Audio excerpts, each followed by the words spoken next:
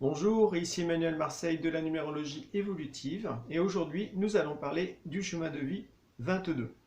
Tout comme le 11, c'est un chemin de vie qui n'est pas forcément évident d'expliquer parce que ça nous met face à la notion de pouvoir et de grande responsabilité. Donc on va aborder ça progressivement au long de la vidéo. Il est possible aussi que les propos que je vais vous dire diffèrent de ce qui est raconté habituellement sur le chemin de vie 22, donc ouvrez-vous à d'autres possibilités ou à une autre vision de ce chemin de vie. On commence par les calculs toujours pour poser les bases. Donc le chemin de vie se calcule de deux manières en priorité. Soit on décompose tous les nombres de la date de naissance, ce qui nous donne dans ce cas-là 22. Imaginons quelqu'un qui soit né le 13 octobre, bah c'est 1 plus 3, plus 1, plus 0, plus son année décomposée, ce qui nous donne au final 22, qui donne 4 aussi. Ou alors, on maintient en l'état le jour et le mois, et on décompose l'année. Dans ce cas-là, ça fait 13, plus 10, plus l'année décomposée. Ce qui nous donne un autre sous-nombre, qui donne aussi 4 au final. Donc ça, c'est les méthodes de calcul classiques. Donc quand quelqu'un a 22 dans son chemin de vie, il apparaît directement dans un de ces deux calculs, souvent dans le premier, quand on décompose tout. Mais avec le chemin de vie 22, il peut y avoir un autre cas de figure, à savoir que si la personne a un chemin de vie 4 qui vient par le 31 ou par d'autres noms, mais pas par le 22, mais que cette personne pratique un cheminement spirituel très poussé, c'est-à-dire qu'elle vraiment elle se transforme, qu'elle prend conscience de son esprit, qu'elle œuvre aussi dans le monde sur une grande échelle, eh bien, cette personne peut comme vivre l'octave supérieure du 4 et donc goûter au chemin de vie 22. Mais là, c'est vraiment, ça repose vraiment sur son énergie, sur son libre arbitre, sur sa volonté propre de faire des efforts pour sortir du 4 vraiment et s'ouvrir à une dimension beaucoup plus vaste. Donc bien sûr, que ce soit pour quelqu'un qui va avoir un chemin de vie 22 dans ses calculs directement ou quelqu'un qui pratique un cheminement spirituel et qui vit le chemin de vie 22, c'est toujours, on va dire, c'est jamais 24 heures sur 24, il faut bien être conscient, c'est à certains moments de la journée ou de la semaine, etc. Et petit à petit, l'important c'est que ces moments soient de plus en plus grands, voilà, de façon à ce que petit à petit, toute la vie, eh bien, vibre sur le chemin de vie 22. Mais comme c'est une puissante énergie, eh bien, c'est pas toujours évident de maintenir, on va dire, la pression, entre guillemets, parce que ben, forcément, on retombe aussi dans le chemin de vie 4, ce qui est normal. On oscille comme ça entre deux niveaux. Donc c'est bien, il faut bien comprendre qu'il y a vraiment comme deux niveaux. Il y a le niveau du chemin de vie 4 et le chemin de vie 22 qui est l'octave supérieure. De toute façon, toute personne qui a un chemin de vie 22 doit avant tout vivre son chemin de vie 4 de la meilleure manière possible, de façon à avoir des bases solides sur lesquelles le chemin de vie 22 va pouvoir s'épanouir correctement. Sinon, il y aura des dérèglements. Donc ces dérèglements, on les verra plus loin dans la vidéo.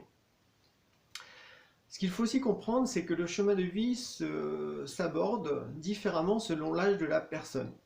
On peut décomposer la vie humaine en trois grandes périodes. La première, c'est de la naissance jusqu'à l'âge de 29-30 ans. C'est ce qu'on appelle l'évolution naturelle.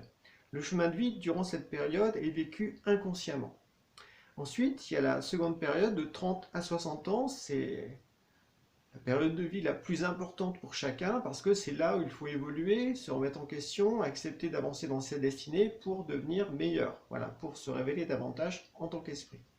Donc c'est la seconde phase. Et la troisième phase, c'est à partir de la soixantaine jusqu'à la mort, où là, il faut redonner, pour justement être en bonne santé, pour se sentir utile aussi, redonner le fruit de ses expériences, de ses victoires, de ses transcendances aux jeunes générations pour leur donner envie bien, d'avancer dans leur vie aussi. Voilà.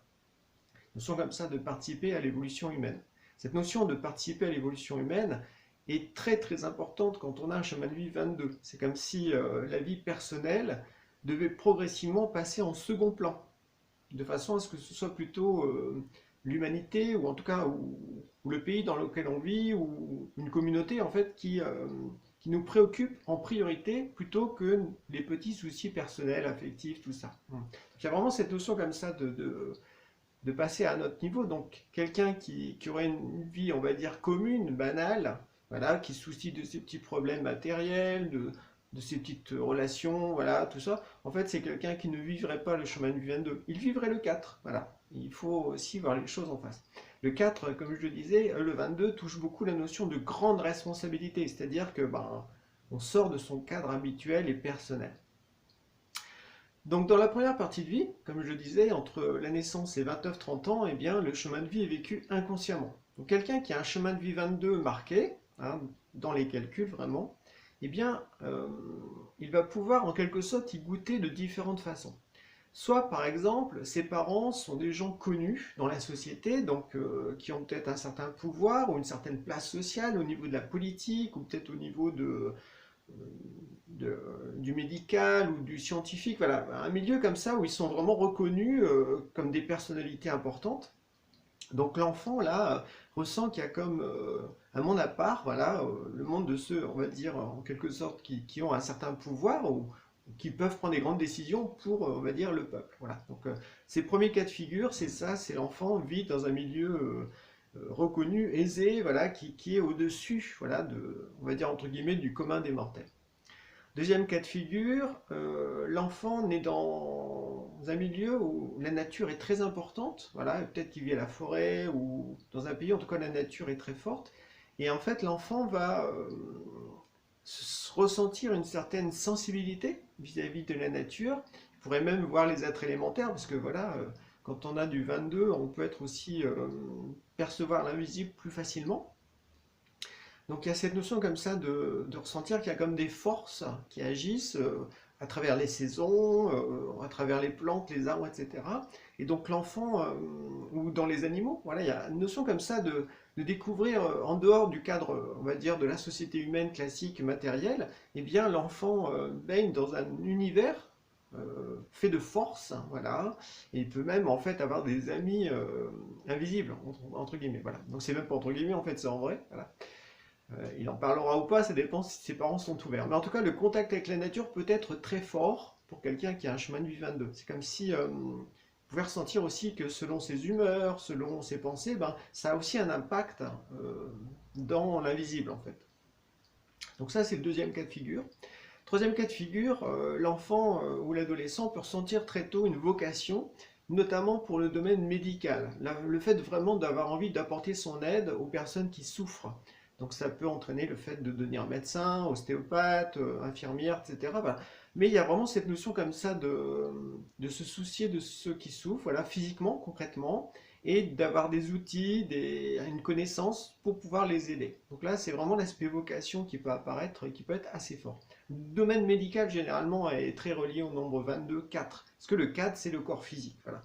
Et le 2, bah, c'est l'aspect relation, peut-être entre les différents organes, entre les différentes énergies. En l'être humain, c'est aussi relié à l'eau, donc à tout ce qui circule en l'être humain. Donc voilà, il peut y avoir comme ça une attirance très tôt pour l'enfant ou l'adolescent qui a un chemin du 22, inconsciemment justement, pour se diriger vers ce type de profession avec l'envie au fond d'avoir des outils pour aboutir à une véritable guérison. Voilà. Donc ne pas simplement soigner, mais aboutir vraiment à la guérison des maladies, même des cancers, etc. Donc il peut y avoir vraiment cette envie aussi de faire des recherches, en fait, de participer vraiment à l'amélioration, à la découverte de nouveaux peut-être produits ou de nouvelles méthodes pour vraiment apporter de la guérison assez semblable. Donc ça, c'est vraiment un cas de figure aussi qui peut être assez marquant.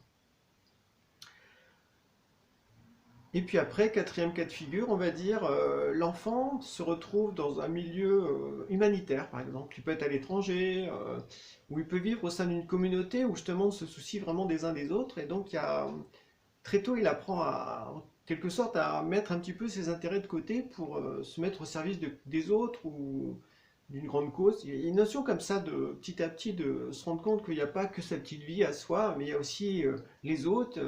On est tous en interdépendance. Donc l'enfant ou l'adolescent peut très tôt ressentir qu'il a comme une sorte de devoir ou peut ressentir aussi de la compassion. L'envie comme ça de se sentir partie prenante dans la communauté dans laquelle il vit ou dans le pays dans lequel il vit aussi, voilà. Ça peut se vivre à plein de degrés, mais voilà, il est comme relié à un groupe de gens, plus ou moins grand, voilà, et il sent qu'il peut faire des choses, il ne sait pas encore quoi, mais ça le pousse à agir, à rendre service, à à s'intéresser à des gens qui, justement, qui font des choses pour savoir comment ils font, etc.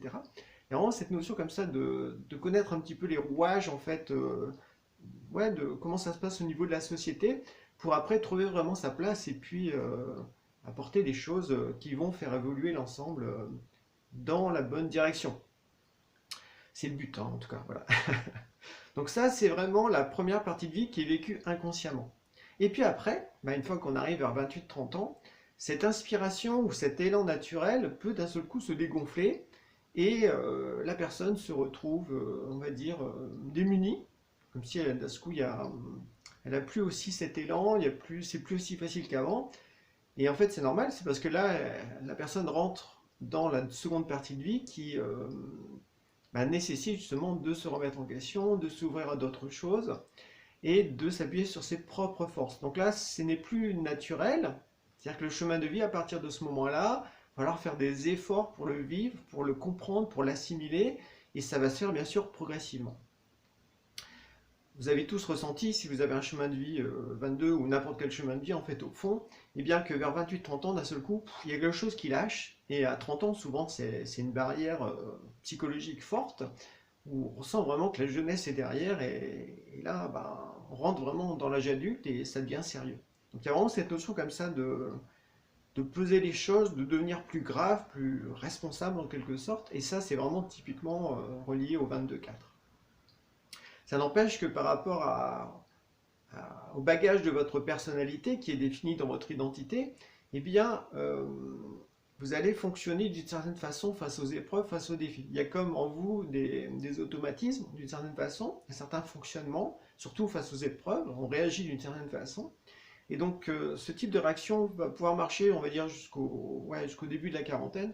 Mais quand on rentre dans la quarantaine, c'est la crise, hein, comme vous le savez, ça touche tout le monde avec plus ou moins d'intensité. Mais cette crise, ça signifie quoi? Ça signifie qu'il faut lâcher les acquis parce que ça ne marche plus. Il faut vraiment s'ouvrir à autre chose. Et cette autre chose, c'est justement le fait de vivre consciemment son chemin de vie. Parce que le chemin de vie, c'est comme on va dire une sorte de seuil. Il faut le traverser pour continuer d'avancer dans sa vie.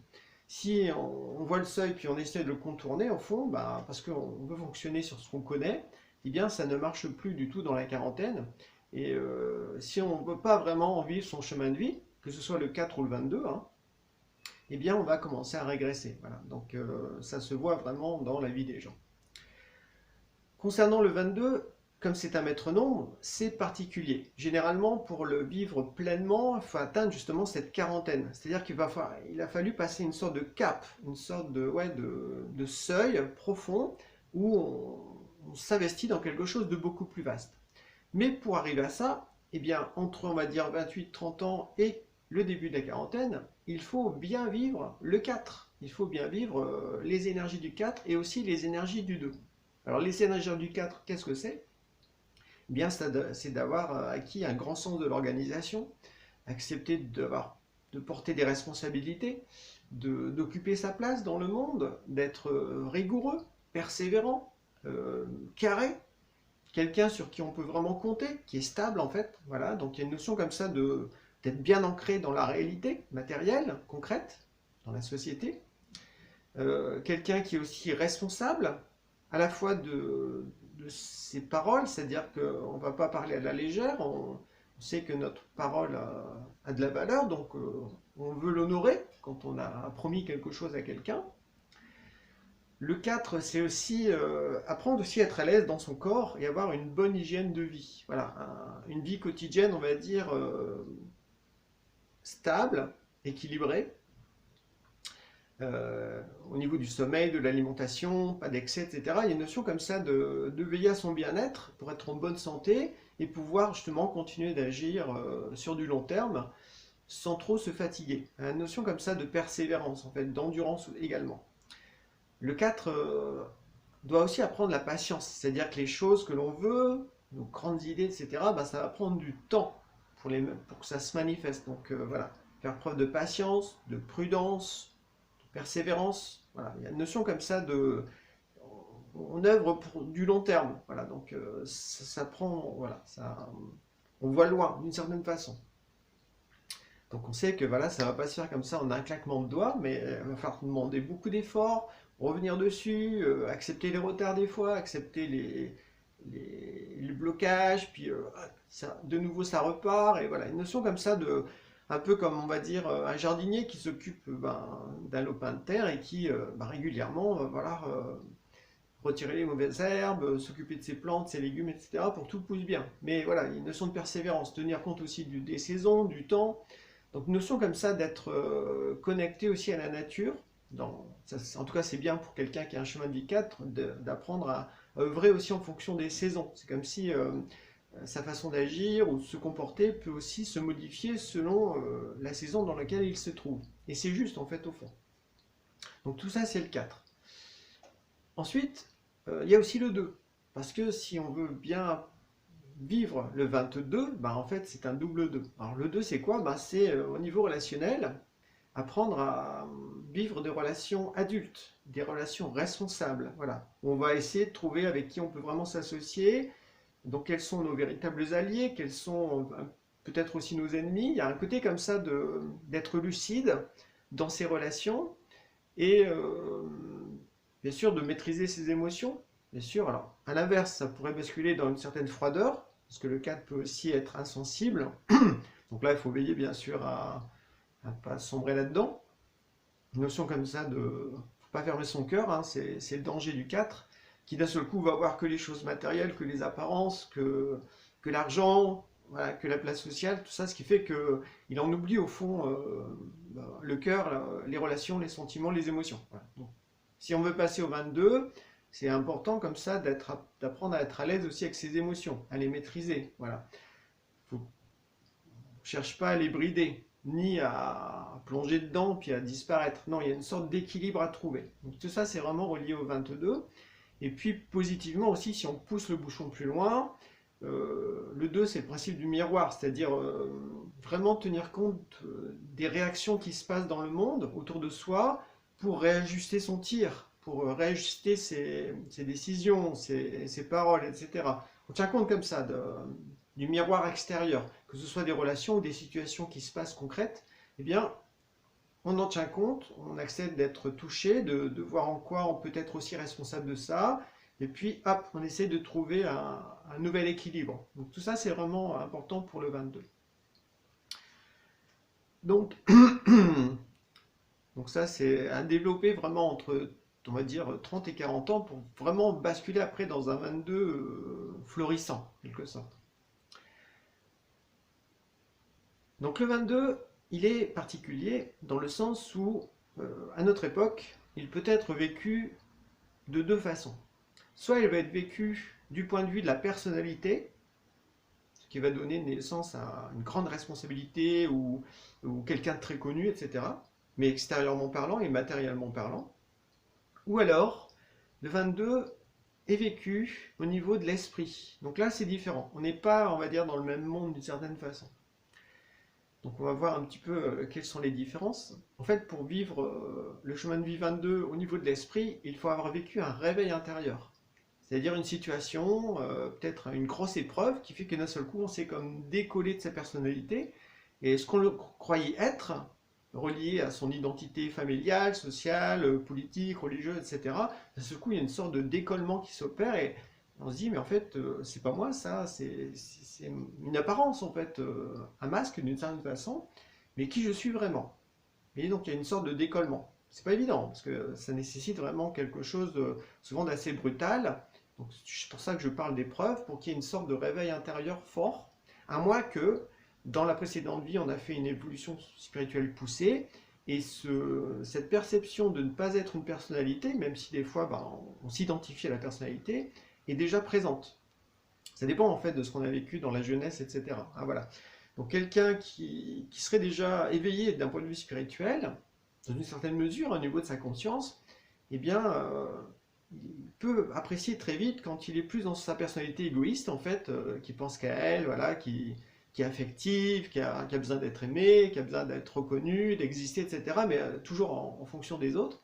Et puis son esprit qui est beaucoup plus en retrait, calme, détendu, détaché, et qui lui peut s'observer. Donc il y a une notion comme ça de quelle conscience on a de soi. Donc ça c'est intéressant de voir ça. Souvent, des fois, il arrive parfois, par exemple, qu'un chemin de vie 22 pour se réveiller, par exemple, il va vivre, je disais, une grosse épreuve. La grosse épreuve majeure, ça pourrait être une NDE, quelqu'un qui, voilà, fait un accident, d'un seul coup, il était hyper matérialiste à fond. Vous voyez que l'argent, que le pouvoir social, etc. Et puis d'un seul coup, il fait un accident, hop, il passe de l'autre côté, il voit le tunnel de lumière, il prend conscience que le monde spirituel existe, et puis il revient, et il est totalement transcendé. À ce moment-là, ben, sa vie change, vous voyez. Et puis ben, là, il a perçu son esprit, il a perçu qu'il y avait une autre dimension derrière la matière, et à ce moment-là, ben, tout va changer dans sa vie. Voilà. Et il va justement faire en sorte de faire connaître son expérience pour éveiller les consciences des gens. On n'a pas besoin de vivre une NDE, mais je vous montre un exemple comme ça de quelque chose qui peut être assez radical. Sinon, on va dire quelqu'un qui, qui est bien à sa place dans la société, qui a une identité familiale, sociale forte, voilà, bah, peut aussi vivre un bon chemin de vie, c'est-à-dire qu'il va se soucier des gens qu'il connaît, etc., ou de son pays, ou d'une communauté auquel il est rattaché, et il va faire ça du mieux possible, mais c'est pas pour ça qu'il y aura une dimension spirituelle. Il pourrait y avoir une dimension religieuse, ce qui est très bien, parce que avec la dimension religieuse, il y a aussi la notion de moralité qui intervient, donc ça c'est important. Parce que s'il n'y a pas du tout d'aspect religieux, le grand danger, c'est en fait c'est cette soif de pouvoir qu'on peut ressentir quand on a un chemin de vie 22, parce que quelqu'un qui a ce type de chemin de vie, il est très magnétique. Voilà, il sent qu'il a un impact sur les autres assez facilement, dans sa parole, dans un regard, etc. Et donc là, bah, il y a le grand piège de sombrer là-dedans et d'en profiter un max. Et à ce moment-là, bah, on bascule plutôt dans l'immoralité. Alors que si on a une conscience religieuse, eh bien déjà, on sait qu'il y a le bien, il y a le mal, etc. Même si on va dire c'est dogmatique, hein, il y a une partie de vrai là-dedans. Et donc là, à ce moment-là, on va être plus attentif à ses faits et gestes, et puis à ce que l'on fait avec les autres, aux décisions que l'on prend.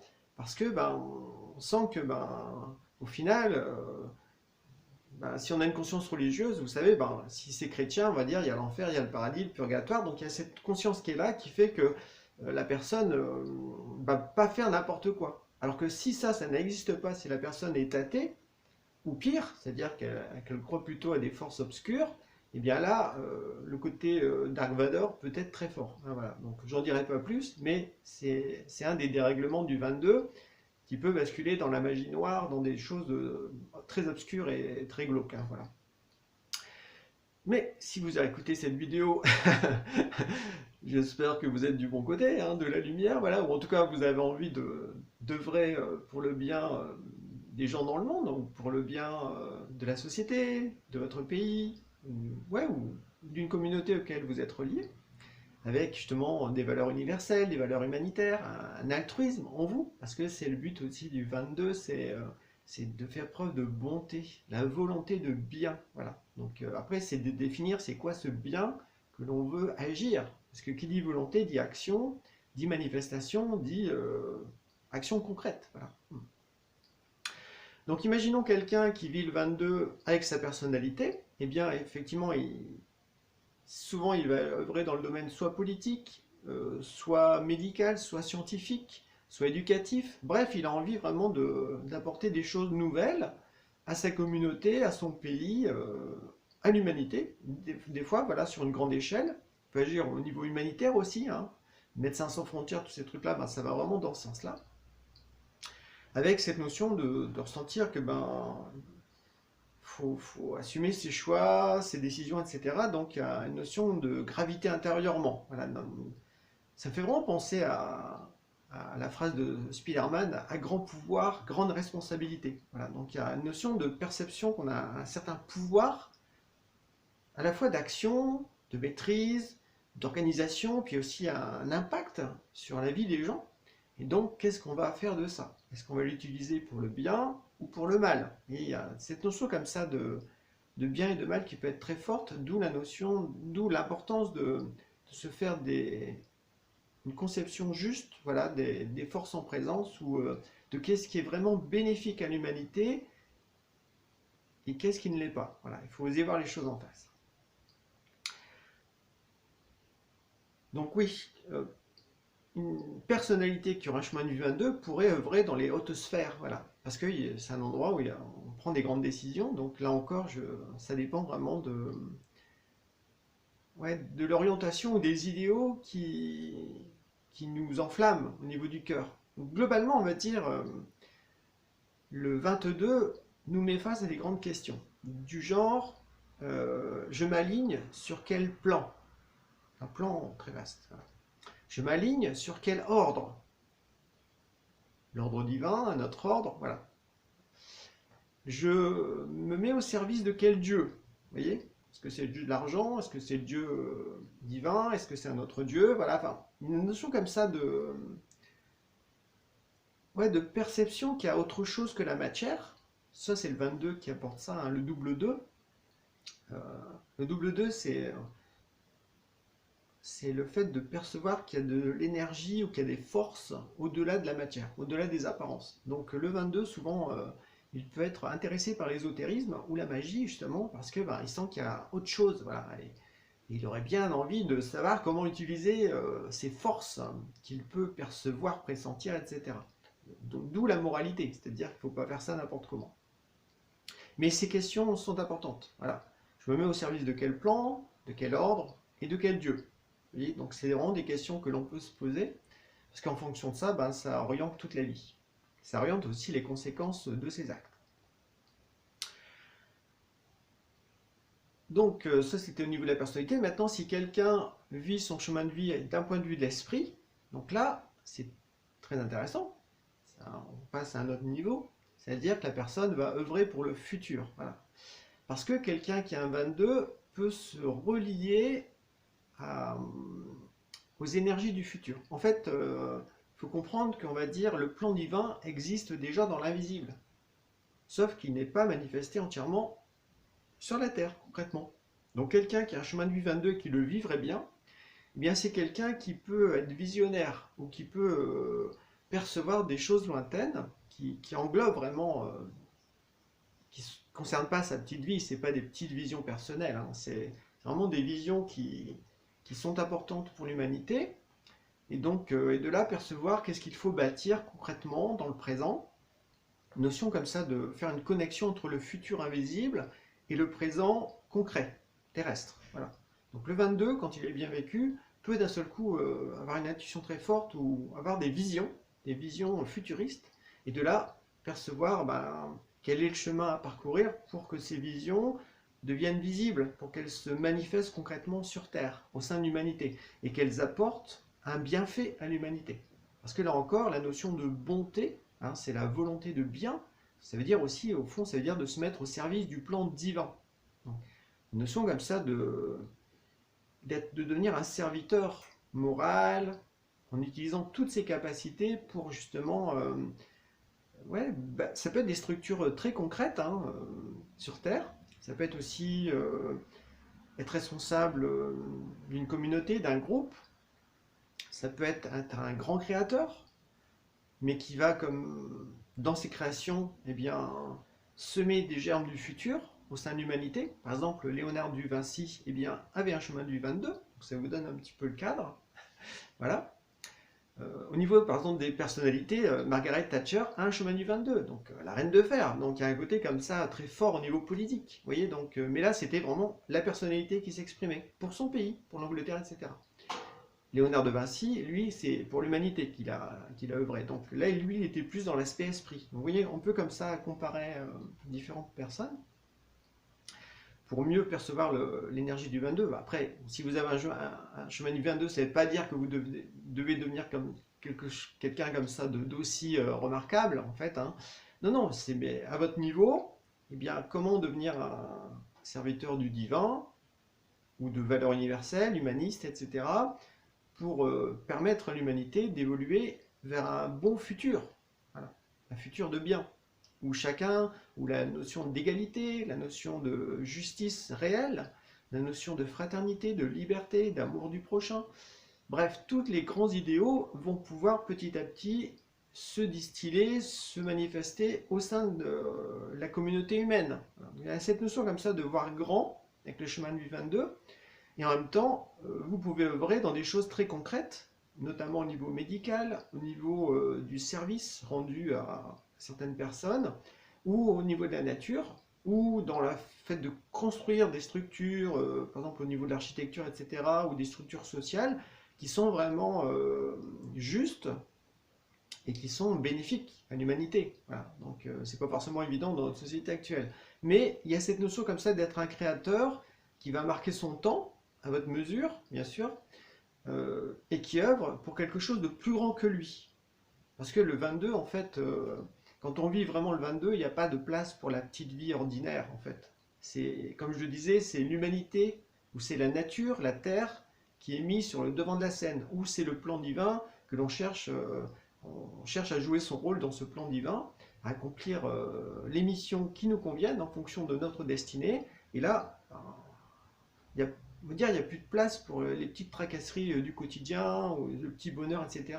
Souvent, le 22, quand il est bien vécu, que ce soit au niveau de la personnalité ou de l'esprit, ça repose beaucoup sur des sacrifices. Le fait de sacrifier des désirs égoïstes, de sacrifier quelque chose qui est trop personnel, ou trop petit, d'une certaine façon. Donc il faut accepter comme ça de voir grand. C'est pour ça que c'est pas forcément évident. C'est pour ça que le chemin de vie de 22 ne se vit pas tout le temps. Il se vit par à-coup, d'une certaine façon. Quand d'un seul coup vous sentez bien, vous sentez en vous une nouvelle énergie, puis vous avez envie de faire des choses grandes, vous vous oubliez, et à ce moment-là, vous êtes dans le 22.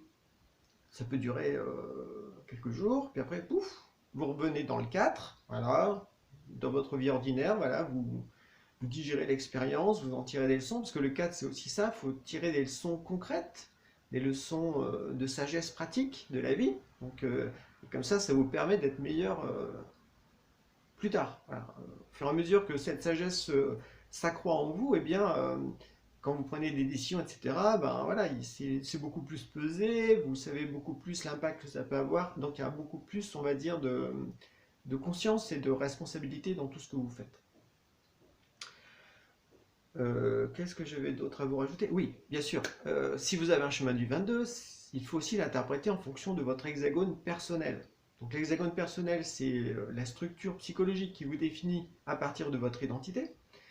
Donc c'est quelque chose que j'ai découvert en fait à force de faire des thèmes et des recherches, etc. Donc ça se définit à partir de 5 ou 6 nombres, ça dépend si vous avez 2 prénoms ou pas. Mais ça montre vraiment vos grands traits de caractère, votre tempérament, vos fonctionnements, voilà, de base.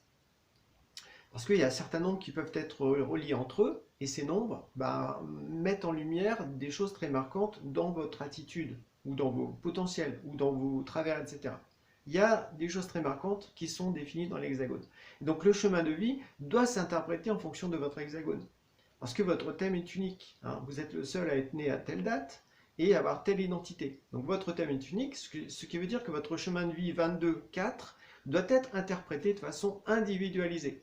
On ne peut pas prendre un bout du thème en disant l'être humain c'est ça. En fait non, l'être humain c'est un ensemble. Voilà. Votre destinée est particulière, vous êtes quelqu'un d'unique, et donc tout ça, ça doit être interprété de façon très individualisée et vivante. Voilà. Donc au niveau de l'hexagone, quelqu'un qui aura un hexagone 22, c'est peut-être quelqu'un à la base qui est trop individualiste ou trop personnel, voilà, il pense qu'à lui, puis d'un seul coup, dans cette vie, il a décidé de se lancer un super défi avant de s'incarner dans sa destinée en disant je veux me mettre au service vraiment des autres, je veux faire des choses grandes et je vais mettre ma gloire personnelle en second plan.